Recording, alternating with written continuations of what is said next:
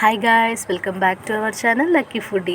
ఈరోజు ఎంతో టేస్టీ అయిన కొత్త రెసిపీ పకోడీ ఎలా చేసుకోవాలో చూసేద్దాం.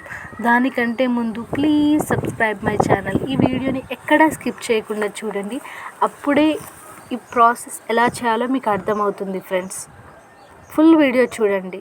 దీనికి కావాల్సిన ఇంగ్రీడియంట్స్: 1 కప్పు శనగపిండి, కొన్ని ఆనియన్స్, కొన్ని కరివేపాకు, ఎల్లిపాయలు, ఇంకా అల్లం వేసుకొని మంచిగా ఇలా దంచుకోండి ఫ్రెండ్స్. ఇలా అప్పటిదప్పుడు చేసుకోవడం వల్ల ఈ ఫ్లేవర్ చాలా బాగుంటుంది. దీనివల్ల పకోడీలు చాలా టేస్టీగా అవుతాయి. తగినంత ఓమా, తగినంత జీలకర్ర, అలాగే తగినంత కారం పొడి,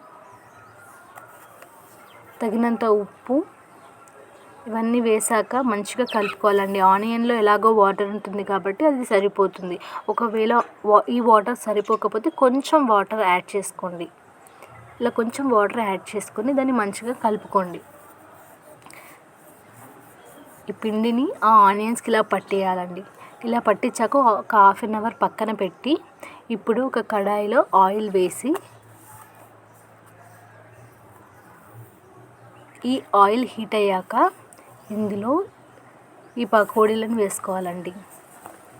చూడండి, ఇలా పకోడీలు వేసుకున్నాక ఇలా ఫ్రై అవ్వాలి. ఇలా ఫ్రై అయ్యాక ఇప్పుడు ఒక గరిటెతో ఆ పకోడీలను అటు ఇటు తిప్పుకుంటూ ఫ్రై చేసుకోవాలండి. ఇలా ఫ్రై చేసుకుని చూడండి ఎంత బాగున్నాయో.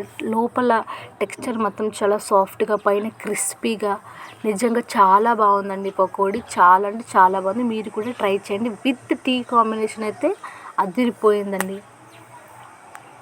ఇలాంటి ఈజీ అండ్ సింపుల్ రెసిపీస్ కోసం నా ఛానల్ని ఫాలో అవ్వండి. ఛానల్ని ఫాలో అయ్యి ఇలా సపోర్ట్ చేస్తే నేను ఇంకా ఎన్నో రెసిపీస్ పోస్ట్ చేస్తానండి. Thank you for watching.